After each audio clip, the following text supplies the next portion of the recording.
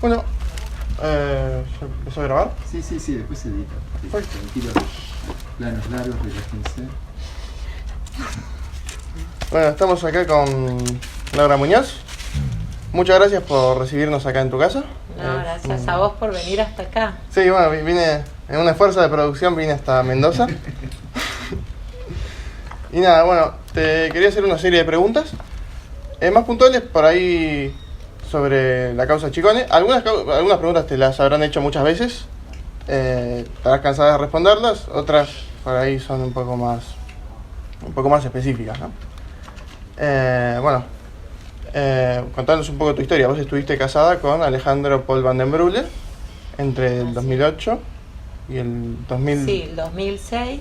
Claro. Y el 2000, bueno, en realidad la causa esta sale a la luz en el 2012, pero entre nosotros dos fue en el 2010, o sea, desde mitad de año del 2009 hasta marzo del 2010 fue que yo fui descubriendo todas estas cosas y nuestro matrimonio se termina rompiendo en marzo del 2010. Y bueno, lo que descubrí justamente era que más allá de lo que él me contaba que hacía, que era un abogado de empresas y trabajaba en el exterior con varios clientes también conocidos, gente del fútbol o actores, también muchos inversionistas. Bueno, me fui enterando que estaba trabajando asociado con Vudú y Núñez Carmona en algo que yo al principio no sabía qué era. También me pareció muy inverosímil que trabaje con Vudú, porque yo ni sabía que lo conocía, ni sabía quién era Núñez Carmona, ni sabía que él tenía vínculos con nadie en la política. Y bueno, después me fui enterando de la causa Chicone. La causa que yo primero conocí fue la de Formosa. Y bueno, después me enteré de todo el resto y bueno, fue muy duro también ir atando cabos, ¿no? Hasta descubrir realmente qué era lo que estaba haciendo. Había una prima de él que no sé, había como una cierta broma de parte de la familia hacia ella, porque Guadalupe Escaray había tenido como un ascenso en un cargo político, como si, no sé, tu vecino que tiene una florería, de repente lo nombran intendente, era como raro. Ella había quedado como jefa regional del ANSES. De la noche a la mañana. Bueno, y ahí él me va contando también que eso había sido una puesta a dedo de Vudú bajo el mando de Núñez Carmona, y bueno, yo me fui dando cuenta que la situación era real. Claro, bueno, vos, digamos, refrescando un poco la memoria de la audiencia, vos a van den Broele lo conocés en el estudio Alfaro, vos eras secretaria, van den Broele era abogado, y en un momento dado se vienen a vivir a Mendoza, ¿no? Claro, yo lo conozco, él vivía en Madrid, yo lo conozco ahí, y después él viaja a Buenos Aires, yo vivía en Buenos Aires, empezamos a vivir juntos en mi casa, porque él tampoco tenía casa acá en Buenos Aires, tenía un departamento, pero lo compartía con la familia, y después nos casamos, pasó un año y pico, nos casamos y directamente nos vinimos a vivir acá. O sea, de casados no vivimos en Buenos Aires.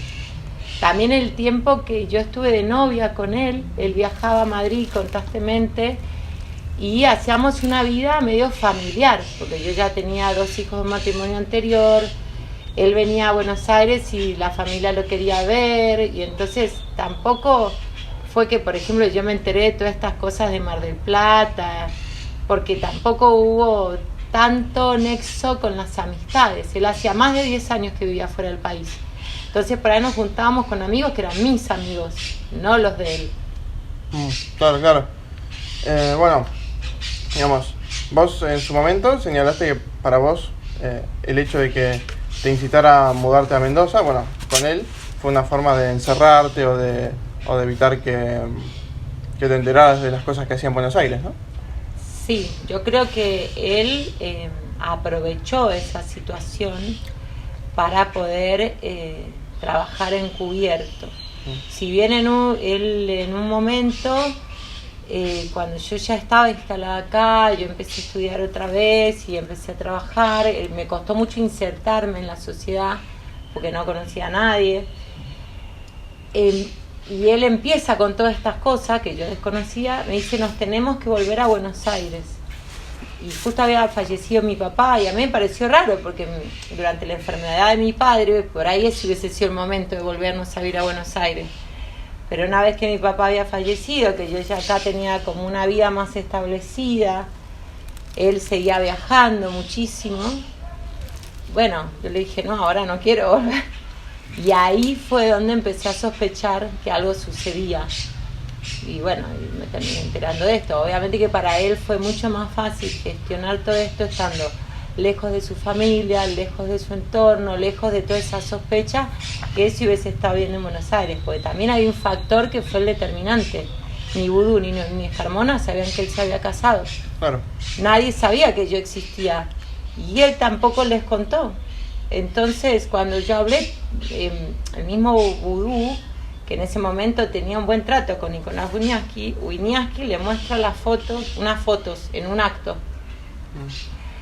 Previo que salgan las noticias más candentemente, Wiñaski le muestra unas fotos de Van den Brule y le dice, no me acuerdo muy bien cómo fue la conversación, salió en los medios, como le dice, vos estás asociado con él.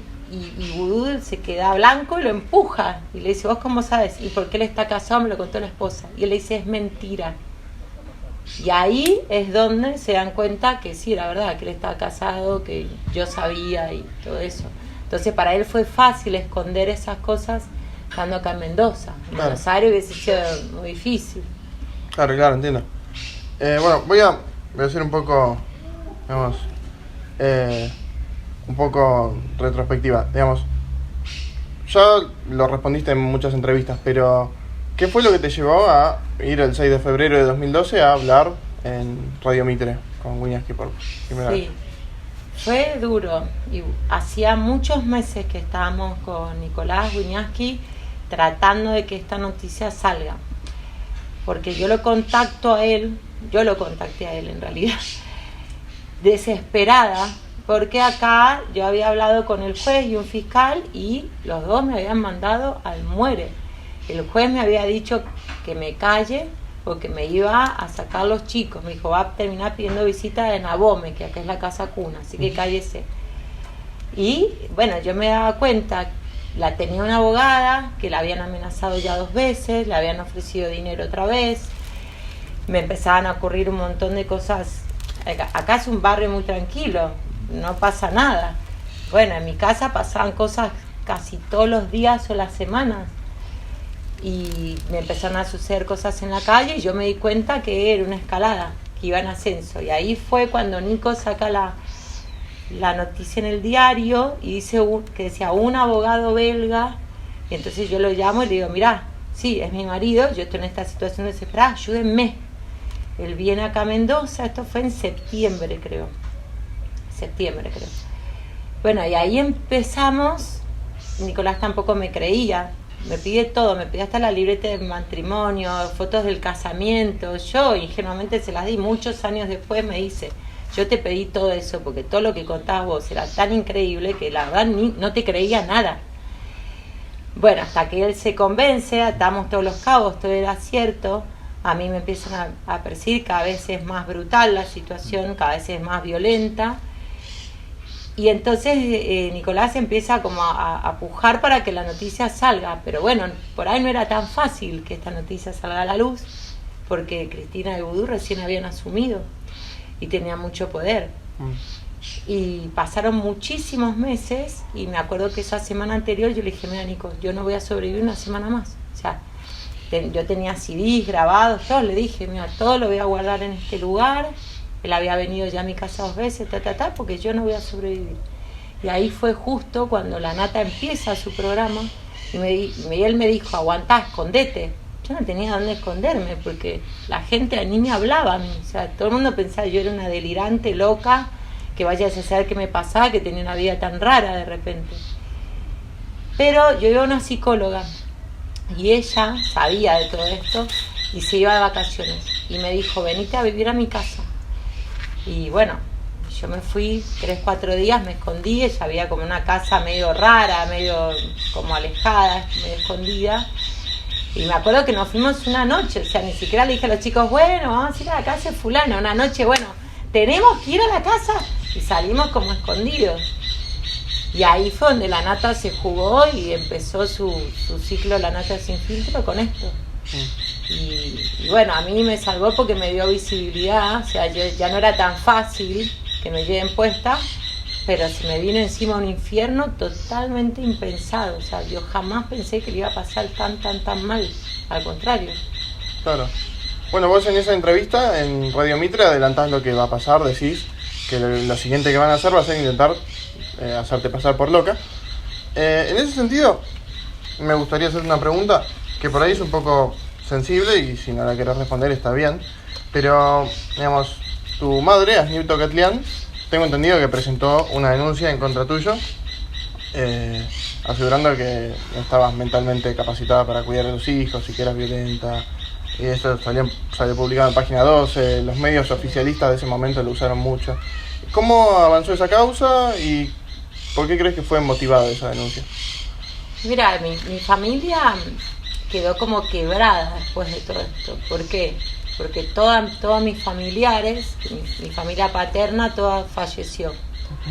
Mi papá era el único que queda vivo, o sea, sus hermanos, todos fallecieron. Y mi familia materna tomó partido por Van den Brule.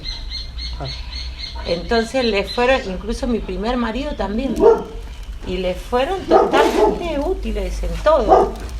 Incluso mi primer marido recibió en su trabajo, trabajando en un frigorífico de exportación, cuando Moreno había retirado la cuota Hilton, recibió la cuota Hilton, recibió beneficios del gobierno. O sea, yo creo que todos vieron la posibilidad de enriquecerse, y en el fondo yo creo que en los momentos límites como la pandemia sale la esencia de las personas, ¿no?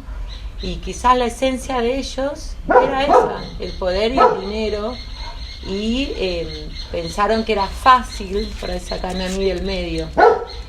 Y la verdad que, bueno, es muy difícil. Han pasado muchos años, por supuesto, y mucha terapia, y mucho de todo en mi vida. Pero es muy difícil cuando tus lazos más primarios se rompen, mucho más si se te rebelan en contra. Vos pensás que yo estaba parada en contra de un gobierno totalitario, muy poderoso en ese momento y creíble todavía, no era ese gobierno de hoy, enfrente de 40 millones de personas que me miraban como diciendo, ¿qué dice? O sea, porque nadie entendía ni siquiera qué era Chicone, o sea, era Verdigolfán, Van den Brule, ¿qué dice esta mujer? O sea, fabula. Mi pequeña sociedad, mi vínculo de amigos, mi pueblo, no sé qué, que de verme, que era una señora que hacía deporte, empujaba el carrito al bebé, no sé qué, de repente tenía una faceta totalmente opuesta. Entonces un poco fueron reticentes al principio. Y sumarle a esto que mi propia familia se me puso en contra, y que le fue muy útil a Van den Brule, por ejemplo, mi madre, mi hermana, en ir al juzgado de familia y declarar en contra mío. Ahora, el problema era que el juez, que también le era muy favorable a Van den Brule, tenía que probar eso. Y ahí es donde se le complicaron las cosas, porque, por ejemplo, a mí me hacían pericias psíquicas, se puede hacer una cada 6 meses, a mí me hacían una por mes. Me llevaron al cuerpo médico forense con los presos, me hicieron poner con todas las presas a hacerme la pericia psiquiátrica en el cuerpo médico forense. Todos eran ataques, me hacían declarar en frente de mis hijos, por ejemplo, declarar frente a un psicólogo, o sea, frente a los menores de edad. Yo no podía hablar con libertad sobre cuestiones adultas, menos dañando los lazos de mis hijos. Eran todas situaciones muy adversas, y la verdad que yo también me di cuenta, al principio tenía muchísimo miedo, quería esconderme abajo de la tierra, pero después me di cuenta que yo tenía un gran poder, que era el poder de la verdad, y nadie se me animaba ante ese poder. Entonces lo empecé a usar y empecé a decir lo que el juez me hacía, pero a decírselo en las cámaras de la televisión, en la radio, escribía cartas y las repartía por todos los juzgados de familia para que todo el mundo se entere. Bueno, y eso al juez le molestaba muchísimo. Entonces me decía, diga lo que quiera, pero no hable de mí en los medios. Y yo le decía, usted ocupa un cargo público, yo voy a hablar de usted donde se me cante y voy a decir la verdad. Si usted hace las cosas bien, yo voy a decir, hace esto. Si usted hace todo pésimo, voy a contar, hace esto. Haga las cosas bien. Bueno, y en esa pelea, obviamente que todo esto se cayó, porque mis hijos también, pobres, fueron a declarar, y mi hijo no iba a decir, sí, mi mamá abusa de mí, o sea, sí, era mentira. Y en el medio venía la abuela de ellos, se metía a la fuerza en mi casa, me golpeaba enfrente de ellos, ¿entendés? Se fueron tornando como situaciones muy violentas, muy malas para el entorno de mis hijos, y eso también, bueno, fue como que le dio luz a la verdad y a lo que era cierto, ¿no? Pero la verdad que todo ese proceso fue muy negativo para mí, pero sobre todo muy negativo para ellos, porque es horrible ver que tu papá defiende un ladrón, que tu abuela le pega a tu mamá porque dice la verdad, o sea, y para mí fue muy difícil de llevar porque yo estaba sola, o sea, no tenía ayuda, no tenía un tío que me dé una mano, una hermana, un primo. Yo tenía que lidiar con nuestro problema de seguridad, que era tremendo, nuestro problema con Van den Brule, que nos perseguía con patrulleros por la calle, se metían en nuestra casa, el problema de los matones que me perseguían a mí, el problema laboral, que a mí me echaban de todos lados, nadie quería a una persona así trabajando, el problema económico para mantener esos tres, y aparte tratar de ser una madre estable, cariñosa, en armonía, llevar adelante un hogar alegre, y con la tristeza y el enojo también al principio de todo este problema familiar que me parecía una novela de terror, o sea, Frankenstein era un chiste y fue durísimo. Claro. Pero bueno, por suerte yo también tuve esa capacidad, que no sé dónde la saqué, de poder separar, y viendo mi propio sufrimiento con mi familia, no querer el mismo para mis hijos. Entonces traté de no hablarles mal de su papá, de no hablarles mal de su abuela, de no decirles la verdad, miren, en esto está equivocada. Ahora no quiere decir que no los quiera, que no pueda ser una buena abuela, que no. Y un día ellos dijeron, no queremos ir más al juzgado, no la queremos ver más, no queremos más nada. Bueno, está bien, pero con el tiempo pasaron los años y volvimos de otra manera, ellos ya siendo adultos, a que ellos se revinculen con sus familiares, porque para mí también, yo ya era un paria, no quería que ellos también fuesen, ¿entendés? Yo quería que ellos tengan su familia y que después, si eran malos con ellos, era la historia de ellos, ¿entendés? No la mía. Pero bueno, la verdad que eso fue muy duro. Sí. Y para mí, el día que ella sale con Rial y dice un montón de barbaridades en la televisión, yo estaba declarando ante Rívolo. Rívolo vino acá a Mendoza en febrero y me tomó la declaración enseguida, porque también tenía miedo que a mí me pase algo. Estuvimos como 6-7 horas encerrados en un lugar en Ciudad, y ahí y me sonaba el teléfono, y era Nicolás que me decía, tu mamá está en lo de Rial diciendo todas estas cosas, y bueno, y ahí salí de ahí, me enteré de todo eso, y bueno, fue espantoso, la verdad. Claro, sí, entiendo. Pero bueno, pasando un poco por ahí otros temas, ¿no? O sea, vos comentaste un poco que Van den Brule se empieza a vincular con el entorno de vudú, o te das cuenta de eso a partir de que Guadalupe Escaray asume un cargo en el ANSES, ¿no? Que bueno, que después descubrís que tiene que ver con una gestión de vudú, lo que sea. Pero ¿quién es Guadalupe Escaray, que dentro de la familia, digamos, cómo era vista y qué relación tiene con los imputados?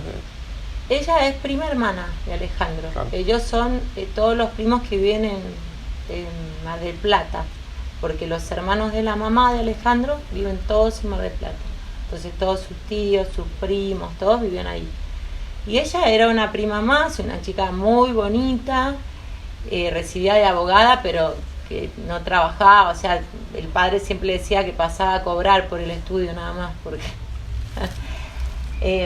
con un marido de comportamientos muy dudosos, que ella siempre se quejaba del marido por esto, con muchos como vicios, y ella había sido novia de Núñez Carmona cuando era joven. Y ahí es donde, bueno, Mar del Plata era así, hace 30 años atrás, un pueblo mucho más chico que hoy, con los habitantes, los ciudadanos estables de ahí eran menos que hoy, se conocían. Bueno, y ahí forman este grupo de amigos, y Alejandro estaba ahí en el medio, si bien es más joven, pero viste, vas con tu prima a la playa, van todos a bailar, van todos acá, van todos allá. Y bueno, y ella es un poco la persona que les dice que Alejandro ya había vuelto a vivir a la Argentina porque ellos estaban buscando un abogado que hiciera sociedades de empresa, que tenga alguna habilidad para, por ejemplo, armar sociedades y hacer desaparecer plata, que fuera de extremada confianza. Y ella les dice, Lupe les dice, mira, Alejandro, vive acá, vive en Mendoza. Y ahí empieza, que fue en realidad esto más o menos en julio, agosto del 2009. Claro. Y incluso ese fin de año, cuando nosotros íbamos a pasar año nuevo allá, a Mar del Plata, como joda, en la cena de año nuevo le cantaban, le decían, Lupe, cantemos la marcha peronista, porque eran todos de derecha en esa familia, ninguno era de izquierda, o peronista, o kirchnerista, o lo que sea. Y yo le dije a Alejandro ese día, decí lo que vos estás haciendo, o sea, decí. Yo no tenía toda la película, pero tenía una parte y ya veníamos con conflicto. De hecho, esa cena de año nuevo, yo agarré a mi hija más chiquita y me fui, no me quedé. Porque yo le decía, decilo aunque sea a tus padres, o sea, este es el momento, tenés todo servido en bandeja. Y como se lo están tomando a chiste lo de Lupe, bueno, usa el humor para... Y bueno, no, fue trágico que yo le haya dicho eso, terminó todo mal y yo agarré a mi hija más chiquita, era un bebé, y me fui porque me di cuenta que la situación se ponía un poquito violenta entre él y yo. Uh-huh. Y de hecho él nunca le dijo nada a los padres ni a nadie. Uh-huh. Se los terminé diciendo yo en marzo, cuando él definitivamente se va de la casa. Yo viajo a Buenos Aires sin que él se entere, con un montón de papeles así, por si no me creían, y me reúno primero con los padres de él y después con mi mamá y mi hermana. Y nadie, o sea, me dijeron, nosotros lo elegimos a él, no nos importa. Mi mamá me dijo lo mismo, si tuviese que elegir entre vos y él es mi hijo. Bueno, yo agarré los papeles y me fui. Ese fue como el primer cachetazo de decir, ¿cómo puede ser que te traigo acá una prueba? Te estoy diciendo, ayudemos a esta persona, pues yo lo quería. O sea, ¿yo qué buscaba con eso?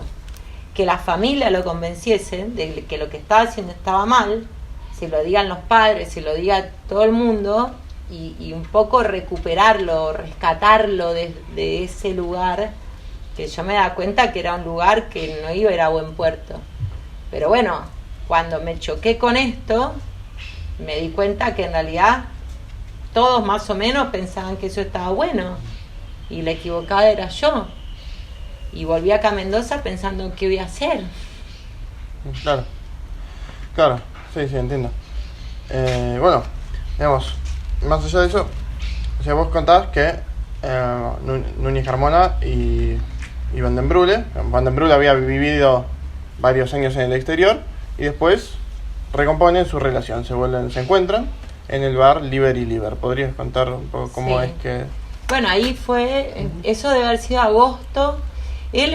Alejandro viaja a España un tiempo muy largo cuando ya hay vacaciones, que ese viaje para mí, él en realidad volvió antes y estuvo en Buenos Aires armando esto, no estuvo todo el tiempo allá. Porque yo lo llamaba y le decía, ¿pero qué haces allá? Si allá es vacaciones. No, porque era rarísimo. ¿Qué pasó ahí? Lupe les dice, Alejandro está acá, Núñez Carmona lo contacta y le dice, vos, si querés, vos sos el indicado, sos amigo nuestro de toda la vida, tu prima ya está adentro, confiamos plenamente en vos. Y la verdad que Alejandro es un tipo muy formado, es inteligente, y él, o sea, toda la vida fue abogado de eso, de armar sociedades, de empresas, de esto, de lo otro. Y bueno, y entró. y se juntaban ahí en Liber y Liber, y en estas vacaciones de verano que yo te cuento que volvemos de Mar del Plata y estaba todo mal, en un momento teníamos un solo auto, entonces él me dice, pásame a buscar por ahí, pero yo te voy a decir cuándo, porque él le decía al gordo, cuando se vaya el gordo para que no te vea vos con la bebé. O sea, él tenía conciencia de que no les había contado que tenía una familia, porque nos escondía todo el tiempo. Si no, él me hubiese dicho, por más que él estuviese armando un entramado mafioso, él igual pensaba que yo era bastante desneuronada mental, que nunca me iba a dar cuenta de lo que hacía. Pero él me hubiese dicho, sí, venía a buscarme, tomé un café, estoy sentada con un amigo. Y nada, o sea, no me tenía que explicar qué estaba haciendo. Pero él ni siquiera quería que Núñez Carmona me viera a mí, y menos con un bebé, que se dé cuenta que era la mujer. Claro. Bueno, y ahí empiezan todos los viajes a Buenos Aires. Y el tema de Formosa, ¿cómo fue el interín del tema de Formosa? Bueno, ahí en realidad arranca el tema de Formosa. Él viaja a Formosa. Entonces yo le decía, ¿para qué viajas a Formosa? No, porque él tenía un cliente en Salta. Y viste cuando es como si tu familia, vos le mentís, se da cuenta, porque te conoce toda la vida. O sea, yo me daba cuenta que me mentía porque era mi marido con el que yo convivía. Aparte vos pensás que nosotros vivíamos acá solos, pasábamos mucho tiempo juntos, nos conocíamos. Y él empieza así con muchos viajes a Buenos Aires, muchas situaciones raras. Yo lo llamaba a la noche, al departamento no estaba, nunca me podía atender, se iba a trabajar de traje, cuando él siempre de chancleta y bermuda. Y bueno, entonces yo le voy preguntando, que empieza a tener más dinero, me habla de comprar una casa. Yo siempre trabajé con caballos, me decía, no, y vamos a comprar una finca, vos vas a tener los caballos. Yo decía, qué raro, bueno, nosotros vivíamos muy bien económicamente, pero no para de repente comprar una casa de $300,000. Está bien, no eran los dólares de hoy, pero eran mucha plata. Y como él cuando estaba en Mendoza trabajaba mucho tiempo de la casa, yo escuchaba todo. De hecho, ya atendía a varios clientes, a veces lo ayudaba con papeles. Y empiezo también a darme cuenta que pasaban cosas raras y le empiezo a preguntar directamente. O sea, lo empiezo un poquito a apretar, digamos. Y ahí él me empieza a contar esto de vudú,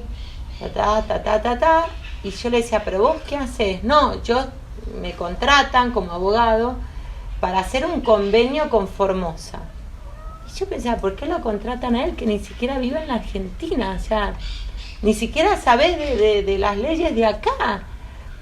Bueno, y ahí empecé a leer los diarios y a mirar los programas de política, porque la verdad que yo leía el Buenos Aires Herald, más alejado de la realidad argentina imposible. Y ahí empecé a leer y a darme cuenta que sí, algo estaba pasando en Formosa con una deuda. Entonces le empecé a preguntar a él, hasta que me empiezo a dar cuenta que es todo un verso para afanarse guita. Bueno, y ahí empiezan los conflictos entre nosotros dos. No lo hagas, si lo quiero hacer, y esto, y él me decía, no, pero imagínate, con tanta plata hacemos tal cosa. Y yo le decía, a mí qué me importa, o sea, yo esa plata no la quiero en mi casa. Bueno, y me termina contando todo lo de Formosa, explícitamente, que él está ahí, que la deuda hay que reestructurarla, pero que en realidad no se necesita, pero que él va a cobrar tanto, Núñez Carmona tanto, vudú tanto. Y bueno, imagínate, yo no lo podía creer, o sea, la verdad no lo podía creer. Me parecía como una novela, una pesadilla totalmente alejada de mi realidad. Y nosotros nos vamos de vacaciones y él empieza a viajar. Y claro, yo leía el diario y me daba cuenta que cuando él viajaba era cuando se sesionaba lo de Formosa en el Congreso, porque yo hasta el último momento no le quería creer. Y seguía tratar de constatar, y bueno, y era cierto. Y entonces ahí él me dice que él quiere mudarse a Buenos Aires porque van a poner en Puerto Madero una consultora, Núñez Carmona, y él, como disfrazada, para que vudú les pase desde el gobierno todas las cuestiones directamente a ellos. Como una consultora, él me dice, una consultora fantasma. Yo le digo, ¿qué es una consultora fantasma? Porque no lo entendía. Bueno, y era todo esto, todo mentira. para afanar. Claro. Bueno, de hecho vos aportaste una grabación de una llamada con Van den Brule, que, digamos, está en el expediente, y te quería preguntar un poco por eso. Vos, cuando grabaste esa llamada, ¿cuál era tu intención, no? Yo en realidad esa llamada la grababa porque él todo el tiempo me amenazaba. Nosotros ya estábamos separados. Claro. Y como el juez a su vez me amenazaba con sacarme los chicos y decía que yo era loca, que no sé qué, yo lo grababa a él todo el tiempo. O sea, en realidad tuvimos un episodio muy violento. Y después de ahí, en mi casa trabajaba, en ese momento yo tenía empleada, que era una chica que era amiga mía. Y ella me dijo, Laura, usted tiene que tomar una determinación. Porque claro, ella le da miedo que a mí me pasase algo en un momento que esté sola con los chicos. Claro. Y entonces un poco me dijo ella, grábelo, o sea, filmalo. Y yo no tenía cómo filmarlo. Y ahí se me ocurrió, voy a grabar todo. Porque o sea, entras en un juego paranoico.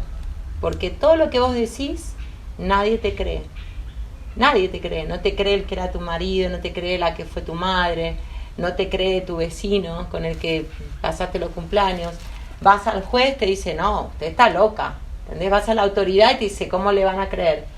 Te ponen un tipo que te pericia y te ponen situaciones horriblemente ambiguas para sacarte, ¿entendés? Como que todo el entorno empieza a ser muy hostil. Y al final vos dudás si realmente...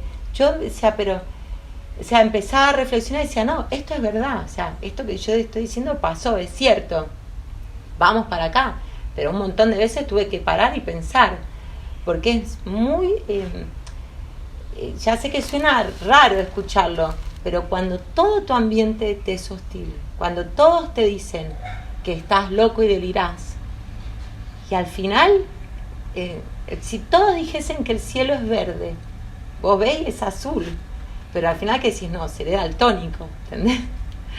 Bueno, te pasó eso, y entonces ahí, un poco para salvarme estas situaciones violentas que no se agraven y para sentirme protegida, yo grababa todo. Pero ahora ya no las tengo más, pero eran horas y horas y horas de grabación, todo grabado, cualquier cosa. Y bueno, y la verdad que después me fue útil, como también los mails y todo eso que encontré. Yo no lo encontré porque buscaba cosas de la política. En un momento él me escondía y me mentía tanto que yo pensé que salía con otras mujeres. Digo, pero debe tener otra familia. O sea. Y cuando él se va de la casa, deja la computadora, deja sus agendas, deja todo, yo abro, la prendo y estaban los mails. Claro, y ahí empecé a leer y no eran tenía otros amores que no eran tan mujeres. Pero lo que tenía era todo este tema a una escalada que yo jamás me imaginé. Claro. Bueno, sí, digamos, todo esto se puede ver muy claramente en el audio que aportó. Sí, igual los audios son horribles porque sí. Los audios están llenos de cuestiones privadas. Sí, o sea, cuando vos escuchás el audio, te das cuenta que no es algo grabado adrede. No. Porque al lado de Vudú me dio 40.000 pesos está, porque ayer a la noche, claro. Entonces a mí me pasó en el juicio que nadie me dijo que iban a pasar los audios. El fiscal no me dijo, la gente de la seguridad no me dijo. Y la verdad, más allá de que yo los aporté, uno siempre aporta, yo por lo menos aporté a la justicia todo lo que pude, pero también querés que quede como en un ámbito algunas cosas de reserva. Por ejemplo, esto me habían dicho que iba a quedar y cuando salió en el juicio para mí fue una cosa muy fea porque me sentí como era muy privado. ¿Y sabés qué me pasó? Me sentí otra vez como la esposa de él peleando por todas esas otras cosas. ¿Entendés? Me retrajo ese lugar donde yo todavía lo quería que vuelva, le recriminaba cosas caseras, él me contestaba con estas cosas no caseras, y mi sentimiento en ese momento era tan desolador, tan de tan de una mujer que ama a su marido y no puede entender cómo me había cambiado por billetes, ¿entendés? Entonces me pasó eso y fue un momento horrible que viví ahí en el juicio, la verdad. Sí. Bueno, yo no pude ver tu declaración testimonial porque, o sea, la pude leer, pero no pude ver el video porque el video en YouTube, justo en esa parte, en una transmisión en directo, está cortada. Se corta. Qué bien. Sí, está cortada. Pero bueno, la leí, bueno, y los audios se publicaron algunos en los diarios, pero bueno, un poco se ve eso de, digamos, de que le recriminás eso de los viajes a Buenos Aires en vacaciones, ¿no? Y sobre eso me parece que hay un punto interesante, que es que en tu declaración testimonial, bueno, está todo este tema del departamento de Vudú. Van den Brule ocupó un departamento de Vudú, ¿no?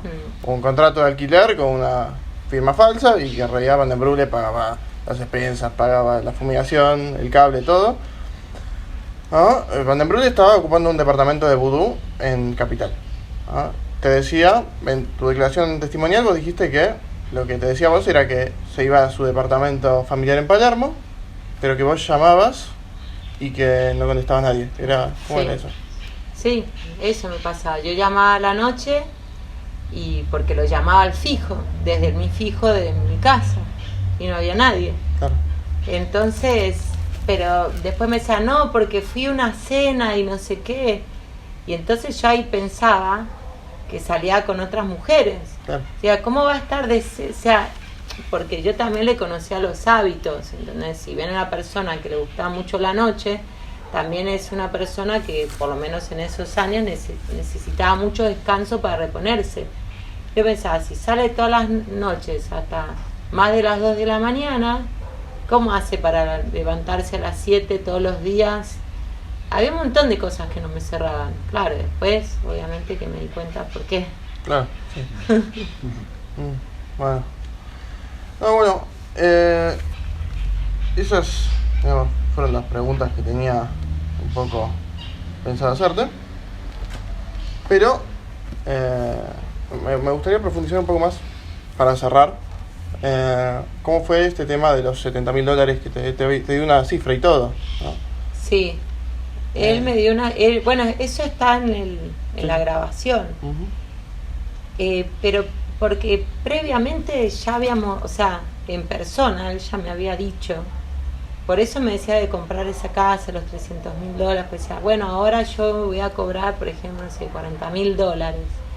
Pero dentro de 2 meses voy a cobrar, dentro de 3 voy a tener los $300.000 y compramos esa casa que a vos te gusta. Y claro, yo decía, pero ¿cómo? ¿Por qué te los van a dar? Claro.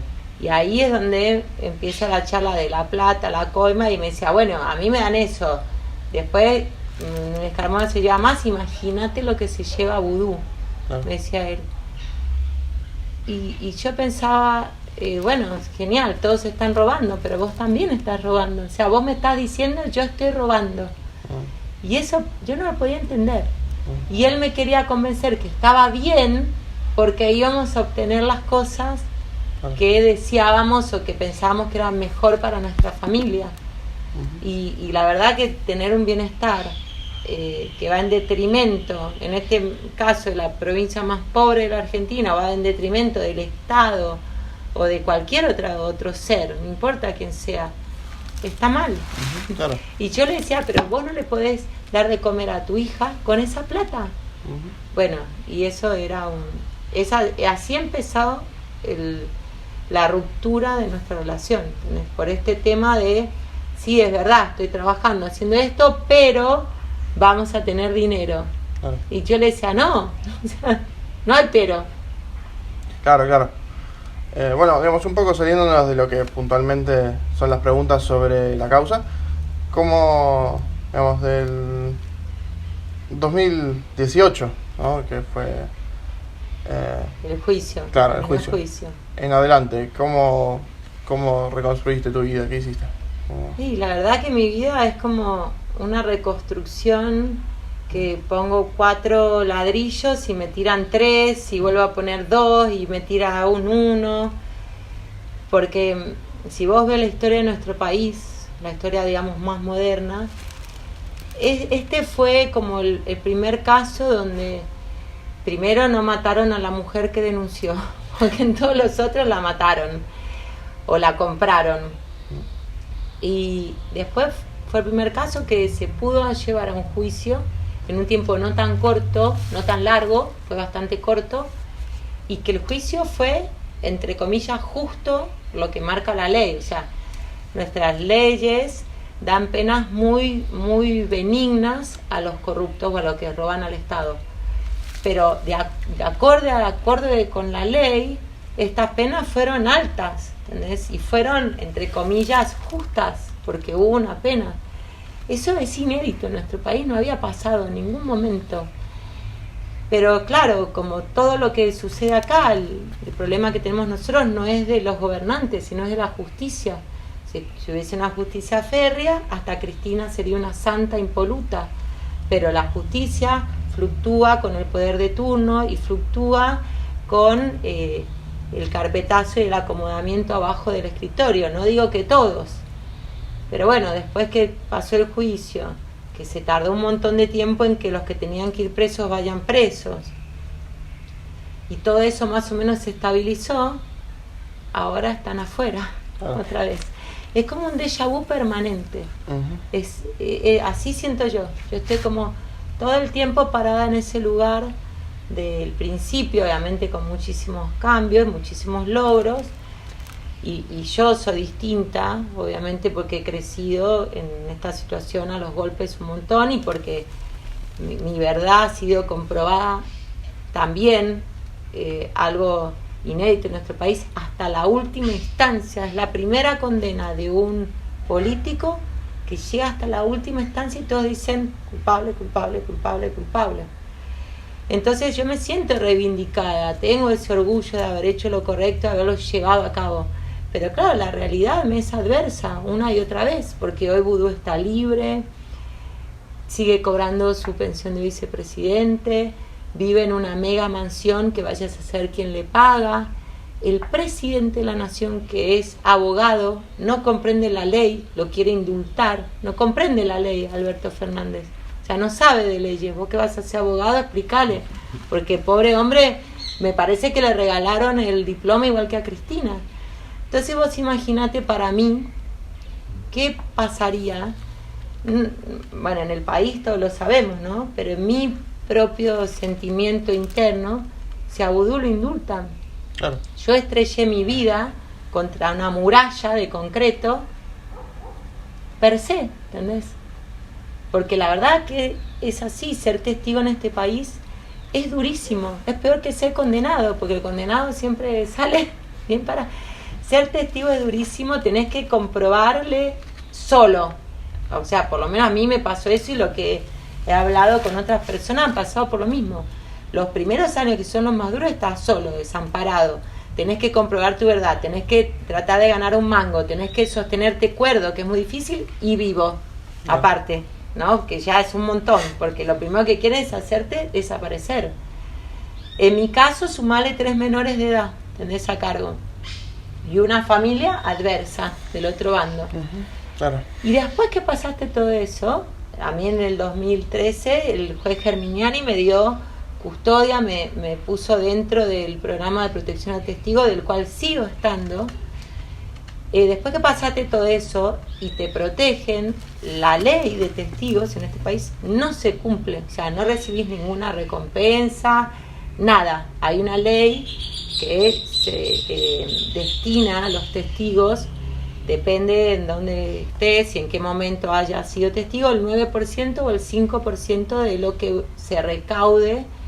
Si se logra comprobar lo que vos decís es verdad y los otros son culpables y lo tuyo es verídico, te devuelven el 5% o el 9% de lo que se recaudó. Bueno, acá, olvídate, te ampara el programa de protección a testigos. Yo tuve suerte, se habían olvidado de mí al principio, yo tenía que declarar y se habían olvidado que yo estaba dentro del programa. Yo los tuve que llamar. La que me ayudó un montón fue Laura Alonso, que estaba a cargo de la Oficina Anticorrupción, que ella se ocupó de mí, personalmente, o sea, no es que lo hizo con su secretario cuando se enteró que se habían olvidado de mí, personalmente se ocupó de mí, se ocupó de que me habían echado el trabajo otra vez, de ver si me podía ayudarme ella a reinsertar para que no quede muchos meses sin trabajo. Bueno, armó todo, una contención hasta que el programa pudo llegar a asistirme. Pero la verdad que es difícil ser testigo por esto, porque al final te tratan como si vos hubieses hecho algo mal. Y después la realidad te vuelve todo el tiempo a chocar, porque por todo lo que vos te esforzaste y todo lo que vos perdiste para que eso suceda, termina siendo en vano en este país. Porque, por ejemplo, mi prójimo volvió a votar a las mismas personas que yo dije y comprobé que eran unos ladrones mafiosos corruptos. Yo cuando ganó Alberto, yo ya tenía la intuición de que iba a ganar. Y decía a todo el mundo, gana Alberto. Y decía, no, vos, porque la política te tiene mal, quedaste mal de la cabeza. Y yo, va a ganar. Y ganó. Bueno, vos te reís. ¿No sabes la depresión que me agarró? Decí que por suerte tenía un trabajo fabuloso en ese extra, aparte de los que yo ya tenía. Justo me habían contratado por un trabajo fabuloso en medio de la montaña. Por suerte, hace un mes y medio en medio de la montaña, porque si hubiese estado acá, yo creo que me agarraba un paro cardíaco directamente. Yo no podía comprender cómo mi vecino, cómo la persona a la que yo me le había demostrado que eran unos ladrones, que la justicia tan cuestionada al final había dicho sí, son ladrones, votaba la misma gente. Claro. Bueno, y ahora, un año después, estamos viendo si lo indultan o no. Sí. Entonces, si él lo indultan, ¿qué sería? ¿Yo culpable? Claro. Claro, ¿qué sería? Y ponerle que no fuese nada. ¿Para qué fue todo esto? ¿Para qué? Solamente para destruir mi vida. Fue así. Porque si yo hubiese sido una tonta que nunca me hubiese dado cuenta de nada, por lo menos hoy tendría un marido, una familia, mi trabajo, o sea, alegría de haber pasado los últimos 10 años en alegría. Y si yo fuese una mala persona, tendría todo eso y un montón de dinero porque nunca hubiese hablado. Por suerte no soy ninguna de las dos.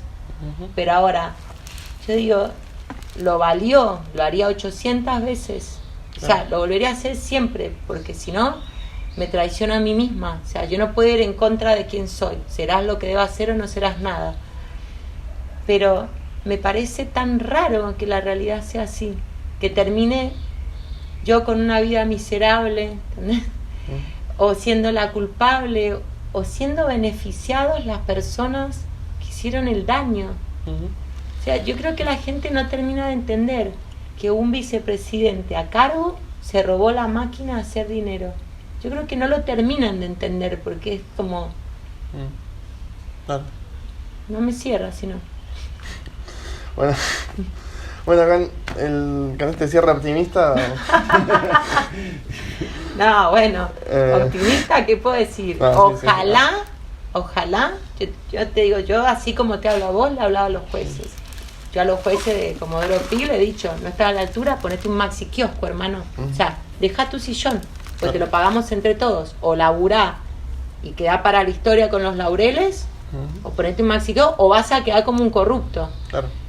Yo lo que quiero es eso, que los jueces que son cobardes dejen de serlo, que los que no pueden lidiar con la situación se vayan, y los que tienen trapos sucios digan, tenemos un montón de trapos sucios, ahora de hora en más voy a ser ejemplar, y se pongan a trabajar. Claro. Porque si realmente Fernández indulta a Vudú, se acabó la justicia en este país. Más allá de Cristina, aparte, ¿quién firma la solicitada? Debido, Jaime. Claro, bueno, sí, estamos hablando ahora de la solicitada. Claro, sí. Todos los que tienen que ir presos son los que tienen miedo de ir presos y quieren que lo indulten a Vudú para que después ellos salvarse.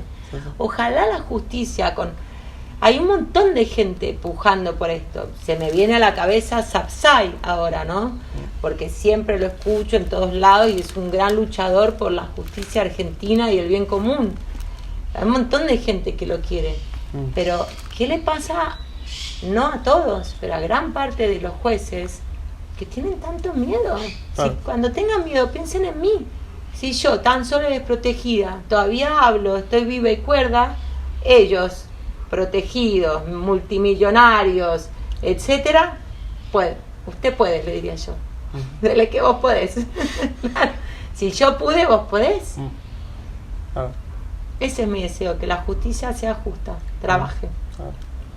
Bueno, ahí está. Con este cierre un poco más optimista.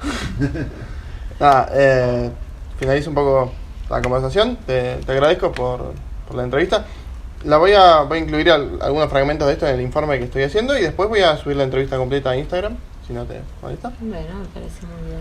Así que nada, muchísimas gracias por la oportunidad, ¿no? No, gracias a vos. Necesitamos más gente de tu edad comprometida, así como vos. Gracias.